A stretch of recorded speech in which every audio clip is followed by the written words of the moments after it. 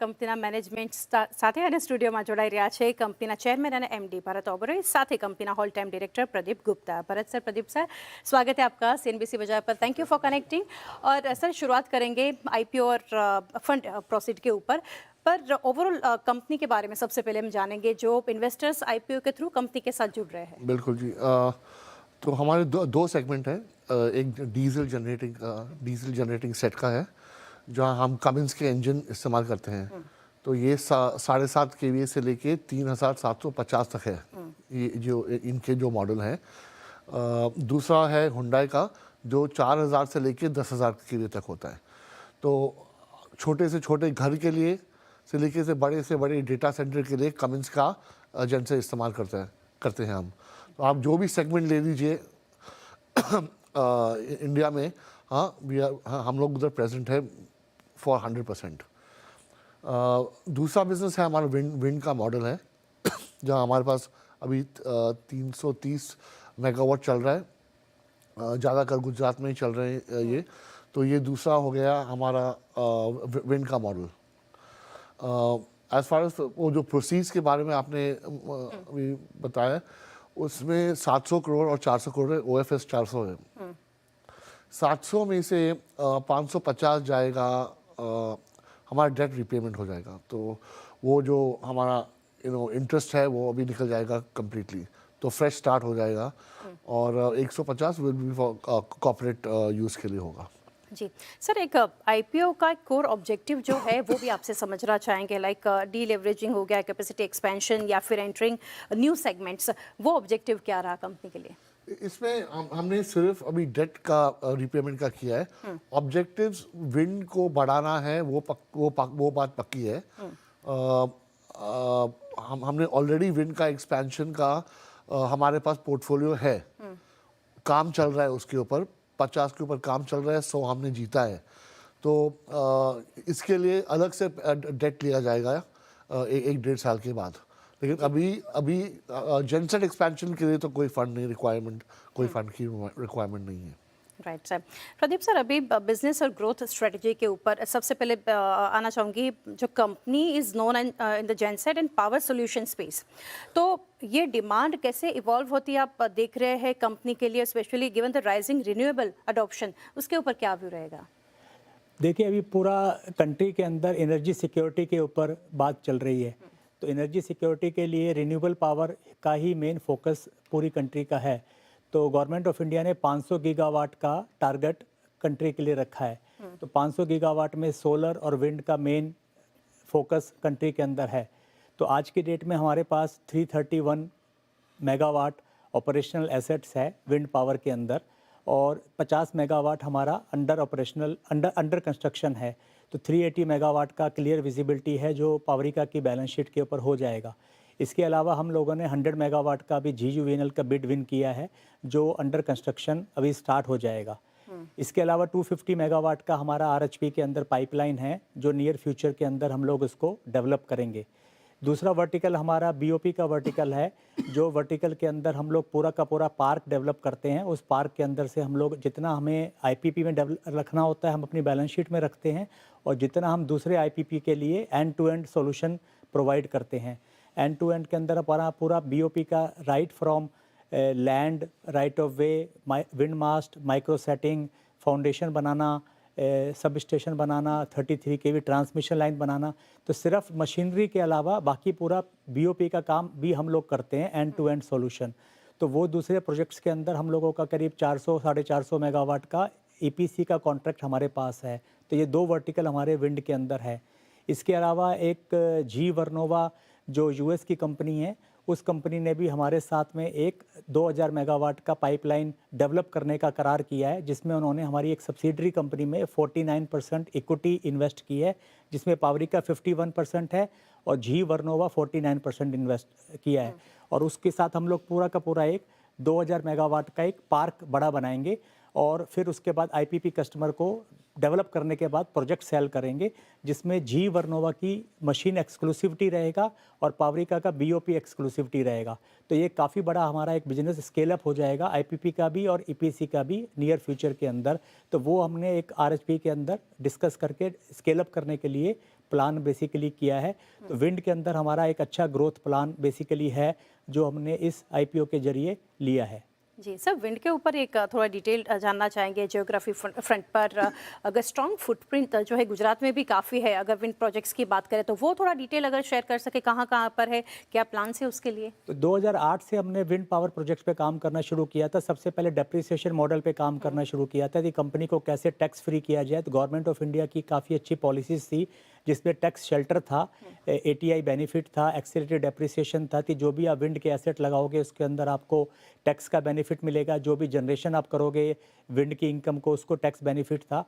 And Gujarat सबसे अच्छा state हमको लगा पॉलिसीज़ के हिसाब से। सिंगल विंडो मैकेनिज्म थी, लंबी कोस्टल लाइन थी, विंड का मैपिंग बहुत अच्छा था, जनरेशन बहुत अच्छा था, जेटको ने बहुत अच्छा काम किया हुआ था, इलेक्ट्रिसिटी का ट्रांसमिशन लाइन सबसे अच्छा आज इंडिया के अंदर अगर है तो वो गुजरात के अंदर है, पेमेंट मैकेनिज्म बहुत अच्छा है। आज तक डिस्कॉम जो जीयूवीएनएल का है बहुत सॉलिड फाइनेंशियल स्ट्रेंथ है, आज तक कभी भी हमारा पेमेंट डिले नहीं हुआ, फाइनेंशियल सिक्योरिटी है और कल्चर बहुत अच्छा है। तो उस पॉइंट ऑफ व्यू से जितने भी हमारे एसेट लगे हुए हैं 331 मेगावाट, वो पूरा का पूरा गुजरात बेस लगा हुआ है। सबसे पहले हम लोगों ने कच्छ में प्रोजेक्ट लगाए थे, उसके बाद हमने देवभूमि द्वारका में प्रोजेक्ट लगाए, अभी भी हमारे द्वारका में प्रोजेक्ट लग रहे हैं, राजकोट में हमने प्रोजेक्ट लगाए और जितने भी हमारे अभी एक्सपेंशन प्लान हैं इंक्लूडिंग ये जो 2000 मेगावाट का हमने पाइपलाइन प्लान किया है वो भी गुजरात के अंदर है। जो बिड हमने विन की है वो भी जीयूवीएनएल की बिड विन की है। तो 12 के 12 प्रोजेक्ट्स हमारे जो 331 प्लस 50 मेगावाट है सारे गुजरात बेस ही हैं। तो हमारा सारा इन्वेस्टमेंट बेसिकली गुजरात के अंदर ही है, तो वही हमारा फोकस है एंड हम काफ़ी सेटिस्फाइड हैं गुजरात में इन्वेस्टमेंट करने के बाद। जी सर, ग्रेट सर। और साथ ही भरत सर समझना चाहेंगे लॉन्ग टर्म एक 3 to 5 इयर्स का अगर विजन यहाँ से देखें, growth drivers according to you company के लिए क्या रह सकते हैं? लाइक एक्सपोर्ट्स हो गया, न्यू प्रोडक्ट लाइंस है या फिर सर्विस वर्टिकल्स? हमारे लिए तो कमिंस का बिजनेस अगर देखा जाए, एक तो उधर हमारा जेनसेट 10-12% भी ग्रोथ होता है ना। यहाँ हमारा जो इंडिया में जो इंफ्रास्ट्रक्चर है, जो नए नए ईवी स्टेशंस आने वाले हैं, housing development, rural development, data centres, तो इनको अगर लेना तो ग्रोथ की स्टोरी बहुत ही स्ट्रांग है, राइट। तो अभी हम लोग बाहर नहीं देखने वाले, हम खुद की कंट्री में देखते हैं कि क्या अच्छा हो सकता है। एक जो टेक्नोलॉजी ने हमने ख़रीदा है अभी और वो उसके ऊपर काम चल रहा है, वो शायद हम लोग एक्सपोर्ट करें, लेकिन वो अभी हमने रिसेंटली ख़रीदा हुआ है, उसको हम एलाइड बिजनेस बोलते हैं, काफ़ी अच्छा काम हो रहा है अभी, उसको शायद एक्सपैंड करके थोड़ा एक्सपोर्ट भी कर सकते हैं। जी सर। बट हमारी जो इंडिया की ग्रोथ स्टोरी है, मेरा तो बहुत ज़्यादा विश्वास है उसके ऊपर। Right sir.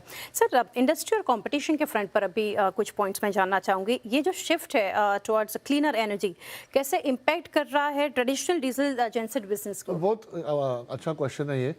तो गवर्नमेंट ने 2001 में कुछ करीब वो CPCB 4 का लॉन्च की ऐलान किया था।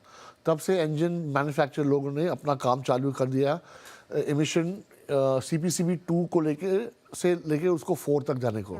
बहुत ज़्यादा काम हुआ, बहुत ज़्यादा पैसा भी खर्च हुआ, लेकिन सक्सेस मिला। 24 जुलाई को हम ये इंजन चालू हो गए, पुराने वाले बंद हो गए। ये जो नए इंजन है ऑलरेडी हाईली इमिशनाइज्ड है, almost close to Euro 5 grade. तो अभी ये जो जेनसेट चलेंगे इसमें आपको एमिशन की प्रॉब्लम नहीं आएगी इतनी ज़्यादा जो पहले आती थी। So the genset industry is also playing very worried about and paid attention to this, and we are moving to much better emissions than what we used to have. Right sir. Sir, financial और margins के front पर जानना चाहेंगे, जो trend देख रहे हैं margins का between 13 to 17% of range, structural levels sir क्या रह सकते हैं जो प्रॉफिटेबिलिटी यहाँ से गोइंग फॉरवर्ड इंप्रूव करने के लिए हेल्पफुल रह सकती है?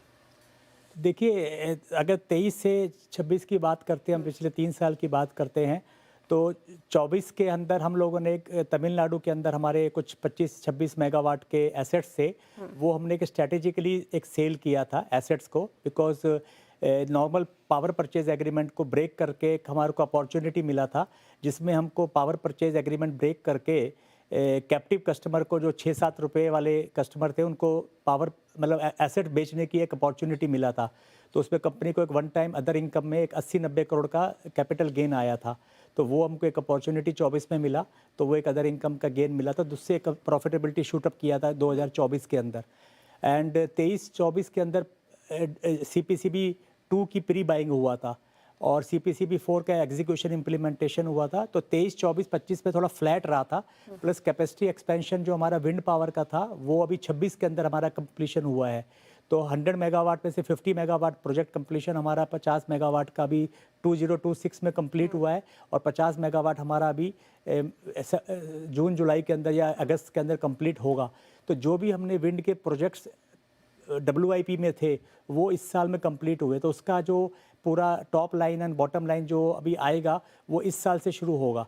इसलिए लास्ट 3 साल में इबेडा हमारा थोड़ा सा फ्लैट रहा basically because of this reasons. But going forward हमको ऐसा लगता है कि जो हमारे प्रोजेक्ट्स कंप्लीट हुए हैं और जो फ्यूचर पाइपलाइन आने वाली है उसके बाद से टॉप लाइन और इबेडा मार्जिन कंपनी के इम्प्रूव हो जाएंगे। RFP में अगर आप देखें तो H1 के रिजल्ट्स अगर आप देखें तो अगर आप 335 थिंक लास्ट ईयर फिजिकल का 335-340 था बेटा, और ये हाफ ईयर में 220 ऑलरेडी हो गया। जी तो आप नॉर्मल ट्रैक पे आ गए अपना काम पे। जी डेफिनेटली सर। रिस्क और चैलेंजेस के फ्रंट पर कुछ जानना चाहूँगी। बिजनेस के लिए अगर देखें तो लाइक कमोडिटी प्राइसेस हो गए, रेगुलेशंस है, डिमांड सिक्लिकलिटी जैसे हम देख रहे हैं, वो कुछ फैक्टर्स बिजनेस के लिए आप देख रहे हैं रिस्क? सबको होता है, हमारे को भी होता है, लेकिन we work around it, right. Customer support करते हैं, प्रिंसिपल सपोर्ट करते हैं, राइट, और गाड़ी चलती रहती है सर। जी सर, यहाँ से अगर देखने जाए कुछ कंसर्न अराउंड रेगुलेटरी पुश जो देख रहे हैं against diesel genset in urban markets? Push आप बोलते हैं कि नॉट अलाउड? ये रेगुलेटरी पुश जो देख रहे हैं against? No nothing, I just told you. मैंने अभी आपको पता है जब CPCB 4 हुआ है, Right. अभी CPCB 4 you can use anywhere in the country you want. Right sir. And long term sir एक विजन यहाँ से आपसे जानना चाहेंगे, पावरिका पोस्ट लिस्टिंग अगर कुछ व्यू शेयर करना चाहे फॉर इन्वेस्टर, वो आप कैसे देख रहे हैं लॉन्ग टर्म? अब हम ये कहना चाहेंगे कि पावरिका का जो पावर की जो रिक्वायरमेंट है वो GDP के डायरेक्टली प्रोपोर्शनेट है और GDP कंट्री का बहुत अच्छा ग्रोथ है। एंड GDP के लिए 2 चीज़ चाहिए, एक तो पावर, तो जो रिन्यूएबल पावर है वो पेमेंट पावर सिक्योरिटी है, और दूसरा GDP के लिए बैकअप पावर चाहिए। जितना इंस्टॉल्ड कैपेसिटी कंट्री का बढ़ेगा उतना ही बैकअप पावर चाहिए, और बैकअप पावर के लिए DG सेट की पावर मैंडेटरी है। DG सेट एक इंश्योरेंस की तरह हो गया है, वो चलता नहीं है, लेकिन एक इंश्योरेंस की तरह बैकअप पावर आपको हर बिल्डिंग बनाइए, चाहे इंफ्रास्ट्रक्चर बनाइए, चाहे आप उसको हाईवेज बनाइए, चाहे मेट्रोज बनाइए, उसके लिए बैकअप पावर आपको लगता है। तो DG set will be the backup power as a insurance, and renewable power आपको चाहिए एज ए एनर्जी सिक्योरिटी। तो हम दोनों ही बिजनेस के अंदर हैं, तो फ्यूचर जो है वो बेसिकली सिक्योर है कंपनी का। हमारा जेनसेट का थंब रूल रहा है कि GDP से 3 या 4% ज़्यादा हमारा ग्रोथ होता है। That's been a thumb rule in the genset industry. Correct sir. And sir lastly anchor book response details update अब तक का वो कैसे देखने को मिल रहा है? हमारा एंकर बुक तो क्वाइट स्ट्रॉन्ग था। तो State Bank of India is leading that, and उसके अंदर FIs के अंदर Amundi is there and Whiteoak is there, plus mutual fund जो टॉप म्यूचुअल फंड्स है like HDFC is there, ICICI Pru is there, Kotak is there, and Bandhan Bank is there. So I think the top mutual funds plus all the FIIs, they have participated in our anchor books, which is very much visible. So I think सबका support इस particular market के अंदर भी सबका support पावरिका के IPO में रहा है, तो we are very bullish about that. Thanks to all the anchors of the for the company support. Definitely Bharat sir, Pradeep sir, काफ़ी अच्छा डिस्कशन रहा आपके साथ। थैंक यू जुड़ने के लिए। Best wishes for the IPO and listing. Thank you. નમસ્કાર, thank you. તો આ રીતે ખાસ આપણે પાવરિકાના મેનેજમેન્ટ સાથે ચર્ચા કરી IPOને લઈને અને કંપનીનો આવનારો ગ્રોથને લઈને શું પ્લાન છે। તો બસ હાલ પૂરતું આટલું છે। વધારે અપડેટ્સ માટે જોડાયેલા રહો CNBC બજાર સાથે।